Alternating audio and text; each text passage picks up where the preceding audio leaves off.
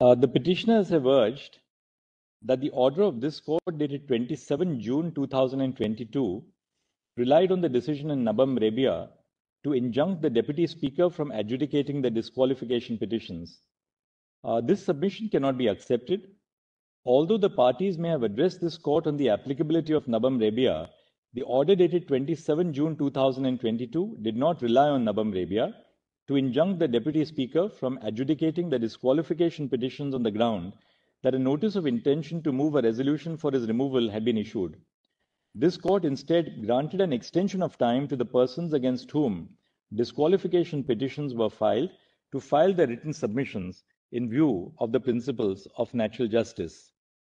Further, the fact that there were two resolutions appointing two different whips and two different leaders would no doubt have resulted in the Speaker inferring that there were two factions of the Shiv Sena. The Speaker, on taking cognizance of the resolution passed by the faction of the SSLP led by Mr. Shinde, did not attempt to identify which of the two persons who were nominated, namely Mr. Prabhu or Mr. Gogaole, were authorized by the political party.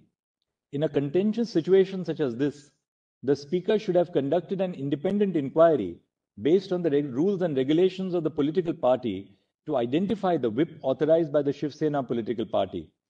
For the reasons detailed in the preceding paragraphs, the Speaker must only recognize the whip appointed by the political party.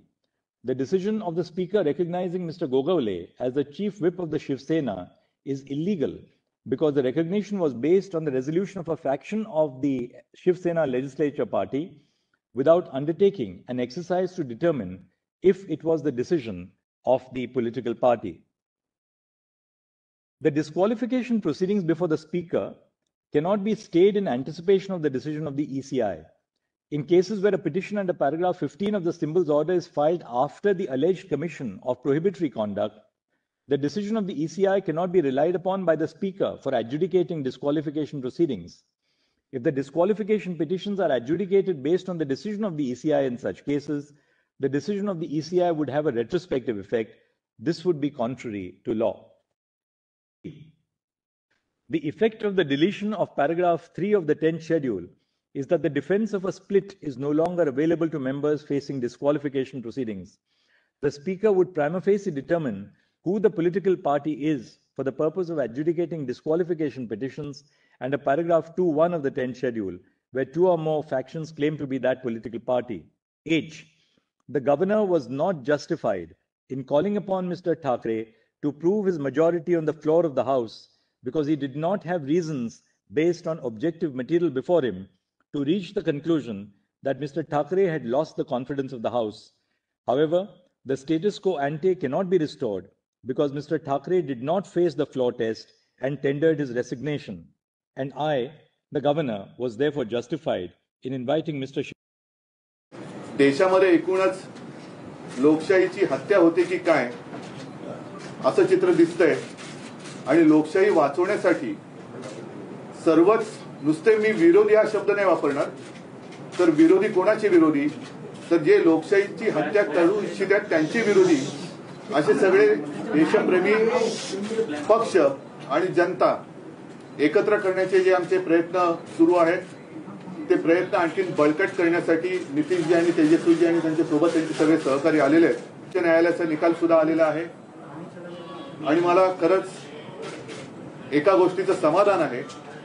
मी वारंवार असं म्हटलं होतं की सर्वोच्च न्यायालयाचा निकाल हा केवळ शिवसेनेच्या भवितव्याचा नसेल तर तो आपल्या देशातल्या लोकशाहीच्या बद्दल लोकशाही जिवंत राहणार की नाही याबद्दलचा असेल आणि सर्व माननीय सर्वोच्च न्यायालयाने आज जो निकाल दिलेला आहे त्याच्यामध्ये एकूणच सत्तेसाठी हपापलेल्या लोकांचं उघडं नागडं राजकारण हे त्यांनी त्याची पूर्णपणाने चिरफाड केलेली आहे. सगळ्यात महत्त्वाचं म्हणजे राज्यपाल महोदयांची जी भूमिका होती ती संशयास्पद, आता त्या संशयास्पद म्हणायला सुद्धा काही अर्थ राहिलेला नाही. ती सरळ सरळ अयोग्य होती आणि एकूणच राज्यपालांच्या भूमिकेचं सुद्धा वस्त्रहरण झालेलं आहे.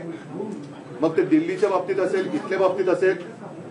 आणि राज्यपाल ही यंत्रणा ही एक आतापर्यंत आदरयुक्त अशी यंत्रणा होती पण राज्यपाल यंत्रणेचे धिंडवडे ज्या पद्धतीने शासनकर्ते काढतायत ते बघितल्यानंतर आता याच्या पुढे राज्यपाल यंत्रणा ही अस्तित्वात ठेवावी की नाही हा सुद्धा एक मोठा विचार मला असं वाटतं सर्वोच्च न्यायालयापुढे आपल्याला न्यायला पाहिजे. तूर्त सर्वोच्च न्यायालयाने जो निकाल दिलेला आहे त्याच्यामध्ये राज्यपालांना अधिवेशन बोलवण्याचा अधिकार नव्हता, त्यांनी बोलवण्याची गरज नव्हती वगैरे वगैरे सगळे आता आपण डिटेलमध्ये गेल्यानंतर कळेल. पण अपात्रतेचा निर्णय हा त्यांनी अध्यक्षांवरती जरी सोपवला असला तरी पक्षादेश हा त्यावेळेचा जो पक्ष म्हणजे माझी शिवसेना त्या शिवसेनेचाच राहील. आता अध्यक्ष महोदयांना सुद्धा याच्यामध्ये वेळ न काढता लवकरात लवकर निर्णय घ्यावा याच्यासाठी आम्ही आता मागणी तर करूच. हा एक भाग झाला. लेकिन आज नीतीश जी और तेजस्वी जी आए हैं, मैं आपका स्वागत कर ही रहा हूं और लड़ाई तो आज शुरुआत हो गई है. मैंने जैसे अभी अभी आपको कहा जब हम अंदर बात कर रहे थे तो एक ज्याला शुभ शकुन असं म्हणतो कि इतने दिनों से हमारी लड़ाई चल रही थी सर्वोच्च न्यायालय में, आज आप भी आ गए और वो निर्णय भी आ गया. इस देश में अब प्रजातंत्र उसकी रक्षा करना हमारा काम है.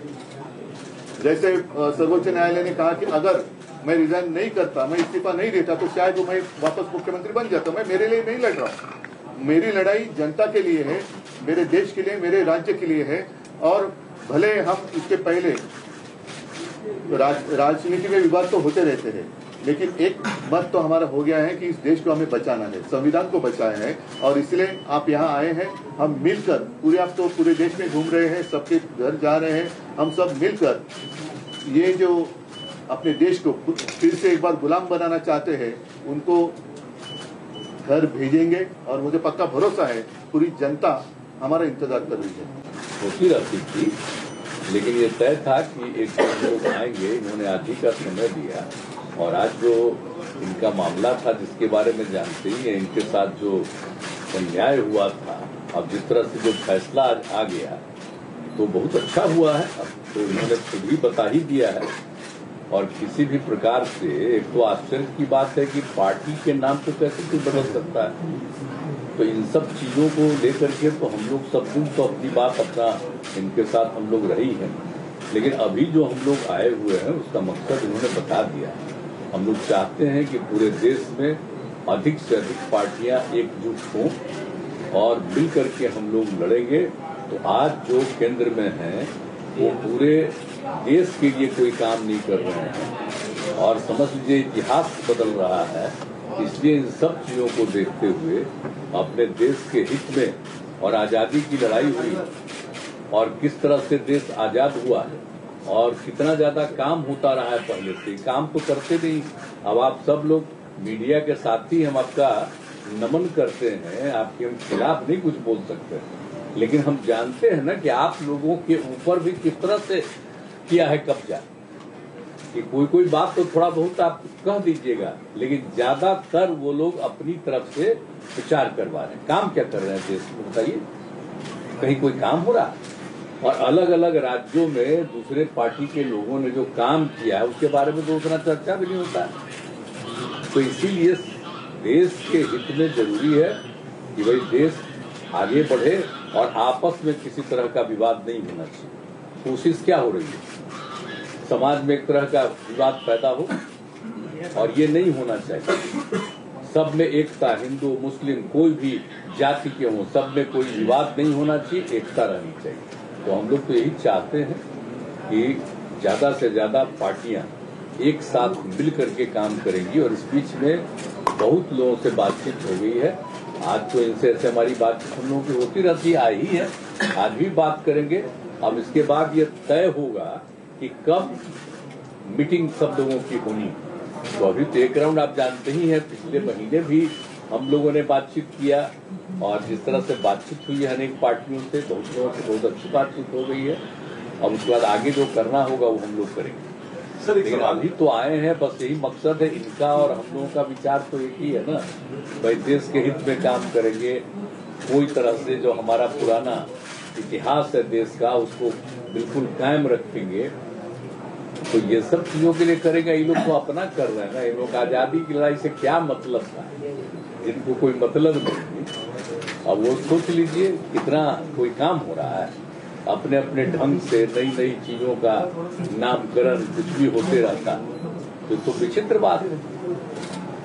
तो इसीलिए जरूरत इस बात की है कि एकदम पूरे देश को एकजुट करना है और आगे बढ़ाना है। तो अगर सभी लोग एकजुट होकर के करेंगे और उनका जब मुकाबला होगा अगले साल के चुनाव में, लोकसभा के चुनाव में, तो खूब अच्छी तरह से सफलता इधर मिलेगी और फिर देश सही दिशा में आगे बढ़ जाएगा। सर, सवाल उसके दो पक्ष हैं। पहला पक्ष ये है, आपने कहा लड़ाई में अपने लिए नहीं लड़ रहा हूँ, मैं जनता के लिए लड़ रहा हूँ। मेरा सवाल यहाँ से इसके दो पक्ष ये है कि पहला तो ये कि क्या अगर आप उस वक्त इस्तीफा नहीं देते तो आज आपकी लड़ाई और ज्यादा मजबूत होकर उभर के सामने आती? पहला मैं मानता हूँ, देखो इसके जिस नजरिया से आप देखते हो, ठीक है, कानूनी तौर पर मैंने इस्तीफा दिया, शायद गलत हो सकता है, लेकिन नैतिकता अगर देखे तो जिन लोगों को मेरे पिताजी ने, मेरे पार्टी ने सब कुछ दिया, वो लोग उठकर मेरे ऊपर उंगलियां उठाए, तो उनके लिए मैं मेरा विश्वास या अविश्वास क्यों जताने की कोशिश करूं? तो ऐसे लोगों को अधिकार ही नहीं है मुझे सवाल पूछने का। जिन लोगों ने मेरे पार्टी से सब कुछ लिया और गद्दारी की, तो गद्दार लोग मेरे ऊपर अविश्वास लाए और उसका मैं सामना करूं, कैसे हो सकता है? ये तो गद्दार लोग हैं। आज तो कोर्ट ने कहा, और मतलब कोर्ट ने गद्दार नहीं कहा, लेकिन ये सारी बातें हैं। आज तो मतलब महाराष्ट्र में अब सरकार ही नहीं है। नैतिकता तो अभी जैसे मैंने नैतिकता का पालन किया, तो अगर इस मुख्यमंत्री में जरा भी कोई नैतिकता होगी तो मुख्यमंत्री और उप मुख्यमंत्री ने इस्तीफा देना चाहिए, जैसे मैंने दिया। महाविकास आघाडीमध्ये सुद्धा जे सर्व प्रमुख नेते होते त्यांनी तुम्हाला म्हटलं होतं की राजीनामा देऊ नका, आपण फ्लोअर टेस्टला सामोरं जाऊ. तुम्ही भावनिक राजकारणाला महत्व दिलं नाही. असेल तो कदाचित आमच्या घराण्याचा गुण किंवा दोष असेल, पण मी जे आता म्हटलं की ज्या घरानी, ज्या पक्षांनी ज्यांना सगळं काही दिलं, सगळं काही घेऊन सुद्धा जे माझ्या पाठीत वार करायला निघाले, त्यांनी माझ्यावरती अविश्वास आणावा हे मला काही पटलेलं नाही. म्हणजे एक तर स्वतः गद्दार, त्यांनी विश्वासघात त्यांनी केला. विश्वासघात करणाऱ्यांकडून मला जर विश्वासदर्शक ठराव, अविश्वासदर्शक ठरावाबद्दल विचारलं जात असेल तर ते अयोग्य आहे. दो युवा यहाँ पर हैं, आदित्य हैं और तेजस्वी हैं. जिस लड़ाई की आप बात कर रहे हैं, जो मिलकर सामने आए हैं, इनमें इन दोनों का कितना अहम रोल और किस तरह से देखेंगे आप? अभी क्या रोल, अभी क्या वो सिनेमा या नाटक थोड़ी है कि रोल कैसे रहेगा, ये देखो ऐसा रोल रहेगा. ये रोल तो नीतीश जी, जब ये घटना ला रहे हैं, विपक्ष का चेहरा कौन बनेगा? आपकी कुछ कोशिश? ठीक है, चलो अभी तो हम इकट्ठा आ रहे हैं. सबको एकजुट करना चाहते हैं, लेकिन अपना कुछ नहीं करना चाहते हैं, ये जान लीजिए. हम तो सिर्फ चाहते हैं कि सब एकजुट हो, मिल करके सब लोग लड़े और हम लोग मिल करके पूरा का पूरा सिद्धांत बना के चले और देश को आगे बढ़ाएं. लेकिन चेहरा कौन रहेगा? बिहार में वो नहीं बनना है, और जो भी बनेंगे वो सब मिलके सबको आगे बढ़ाएंगे. बिहार में मीटिंग का डेट तय हुआ है, सर्वोच्च न्यायालयाचा निकाल आला आहे, वो त्यानंतर पुढे काय? आता तुम्ही जो एक प्रश्न विचारला, सर्वोच्च न्यायालयाने जे काय मला समजलेलं आहे त्यानुसार सांगितलेलं असं आहे की सर्वोच्च न्यायालय याच्या बाबतीत निकाल देऊ शकतो, कारण त्यांचा तो अधिकार आहे. परंतु त्यांनी त्या संस्थेचा एक आदर राखण्यासाठी हा निकाल किंवा हा निर्णय घेण्याचा अधिकार अध्यक्षांकडे जरी दिलेला असला तरी व्हीप पक्षादेश हा तो त्यावेळेला जो पक्ष होता म्हणजे माझी शिवसेना, त्या पक्षाचा पक्षादेशच चालणार आहे. त्याच्यामुळे हा सगळ्यात महत्वाचा निर्णय सुप्रीम कोर्टाने दिलेला आहे. त्याचबरोबरीने निवडणूक आयोगावरती सुद्धा ताशेरे मारलेले आहेत, राज्यपालांवरती ताशेरे ओढलेले आहेत. एकूणच हे चापकाचे फटकारे जर जे तिकडे खुर्चीत बसलेले आहेत ते निर्डावलेले नसले तर त्यांना पुरेसे आहेत आणि त्यानुसार आता तरी त्यांनी सुधारण्याची आवश्यकता आहे. नाही, उद्धवजी स्ट्रेट प्रश्न आहे की मुख्यमंत्र्यांनी, विद्यमान मुख्यमंत्र्यांनी राजीनामा द्यावा नैतिकतेच्या आधारावर, अशी तुमची माझी, जसं मी तुम्हाला म्हटलं की मी एक नैतिकता, मला असं वाटलं की ज्यांना सगळं काही देऊन सुद्धा हापापलेली लोक ही माझ्यावरती अविश्वास ठराव आणणार आणि त्यांच्या हापापलेपणाने मी पुरेसा पडू शकत नाही, कारण आणखी काय देणार. तर अशा लोकांनी माझ्यावरती अविश्वास ठराव दाखवणं हे मला मंजूर नव्हतंच, ते मंजूर नाही. मी कदापि ते मान्य करणार नाही, म्हणून मी राजीनामा दिला. जसा मी एका क्षणाचाही विलंब न करता राजीनामा दिला, तसं एवढा आता सर्वोच्च न्यायालयाने फटके दिल्यानंतर जर थोडी तरी नैतिकता मुख्यमंत्र्यांच्या आणि उपमुख्यमंत्र्यांच्या अंगी शिल्लक असेल तर त्यांनी जसा मी राजीनामा दिला तसा राजीनामा द्यावा आणि निवडणुकीला सामोरं जावं. हे राज्यपाल म्हणजे स्वतःच्या घरचा चाकर असल्यासारखं वापरण्याची जी पद्धत सुरू झालेली आहे ती पद्धत बघितल्यानंतर राज्यपाल यंत्रणाच आता शिल्लक ठेवावी की नाही हा प्रश्न आता सर्वोच्च न्यायालयाला आम्हाला म्हणजे मला असं वाटतं विचारायला पाहिजे की हे असंच जर का, कारण प्रत्येकाचे काम असतं ज्या सर्वोच्च न्यायालयाने केलं तसंच जसं आता मीडिया असतो नितीनजी जसं म्हणाले की काही गोष्टी तुम्ही लोकांसमोर आणल्या पाहिजे तर 4 स्तंभ जे म्हणतो हे 4 स्तंभ मजबूत पाहिजेत. त्याच्यापैकी जर का एका स्तंभाला वाढवी लागली असेल तर त्या स्तंभाचं रिपेअरिंग हे करणं गरजेचं आहे. पण आता महत्वाचा मुद्दा हा आहे की राज्यपाल महोदय तेव्हाचे जे काय होते त्यांनी इकडे जे न करू करायचं ते म्हणजे करायला नको ते करून गेले. आता गेल्यानंतर त्यांना सजा काय, कारण असं जर का होत राहिलं तर तेव्हाचे राज्यपाल 12 वाजून जातील आणि घरी जाऊन मग म्हणतील येतो संत आदमी आहे, करायचं काय.